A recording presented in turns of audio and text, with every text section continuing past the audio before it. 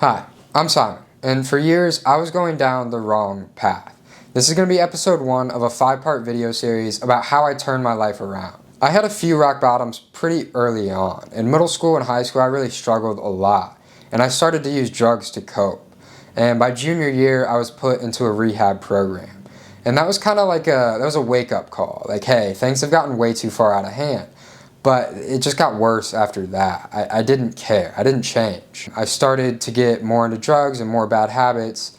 And when I was 19, I had a really bad acid trip. That was another really low point in my life. Should have been a turning point, but it wasn't. I still let things get worse after that.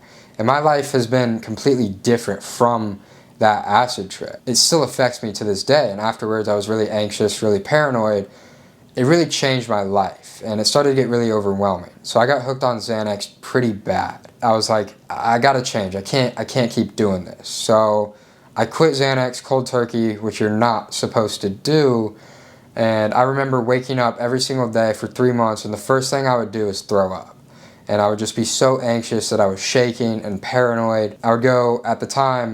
I would go to my girlfriend's house. I would just kind of lay on the ground and just shake. I'd have the cold sweats. I'd be throwing up. And that was really bad for about 3 weeks. I lost like 30 pounds in a month, and I couldn't eat, and I was really sick. It got to the point where I was like, should I tell? I never told anyone. I was like, should I tell someone? I was like, nah, we'll let it pass. And in hindsight, it probably wasn't the brightest idea, but I did make it through that. I was like, okay, I'm done. I'm done with pills. And then I just started smoking a lot of weed.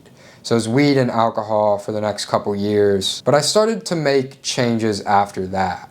So it was a couple years of that. And then I got a better job with a healthier lifestyle. I started to not smoke and drink as much. It was just on weekends. But every single weekend I would go to hang out with my friends at Ball State. And we would drink and smoke. And I would do a lot of Adderall. I would just stay up all weekend. And then on Monday, that crash would hit. And I would be really, really suicidal. For me, Adderall makes me extremely suicidal, especially if I go on a binge for 3 or 4 days. Afterwards, I'm just like, fuck, like I don't want to be here. And I did that for a while, longer. I let that go on for way too long. I started running, I started going to the gym. I had a better job, I started eating healthier. So it was like, I wasn't at my lowest point, but mentally I was really exhausted. And then I was like, I need to change. Something needs to happen. So I packed all my stuff up and I moved 5,000 miles away. I moved from Indianapolis to Hawaii by myself when I was 21 years old. And I didn't know anybody. I didn't have any friends here, no family. And I got a landscaping job, a little studio apartment, but I started hanging out with the wrong people right away. And I started drinking and smoking to socialize, because that made socializing easier and as a way to meet new people. I started to get really sad and really lonely. And I didn't really tell anyone. So here's what I would do. I would set up my camera, the camera I'm talking to right now. And I would set it up in my little apartment, and I would just talk to the camera for hours. It'd be like a video journal, like a therapy session. And I have all these videos. I have a lot of videos just on an external hard drive somewhere. And I remember I started to make this one video. And I went in with the intention of, this is going to be my last video. These are my last words. All these videos, it was just kind of like a series of my last note, in hopes that someone would find it and really learn about me and learn my story and hopefully share it with the world. And I went into this video, I was like, this is my last one. After this, I'm gonna...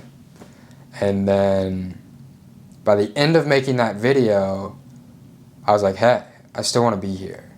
I still got some fight left in me. I'm gonna keep trying.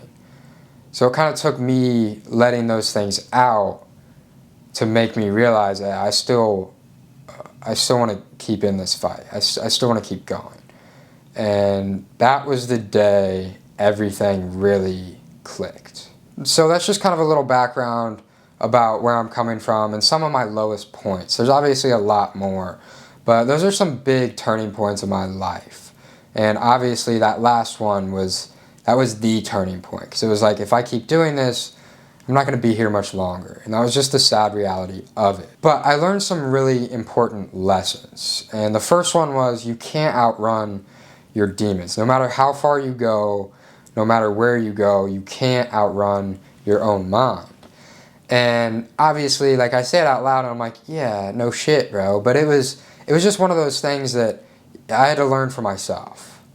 And I did. And I moved 5,000 miles away from my own home to kind of learn that for myself. And it was really important for me to do that. Lesson number 2, you're not ready to change until you're ready to change.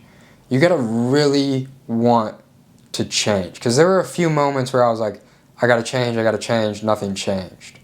And it really took that last rock bottom moment for me, because in my life, that was my rock bottom, was when I made that video. And to this day, I've never told anyone about that. This is my first time ever speaking on that. But that was kind of my rock bottom. That was my lowest point. And it took that rock bottom for me to really make a change. So I'm really grateful that that happened, because that was my true wake-up call.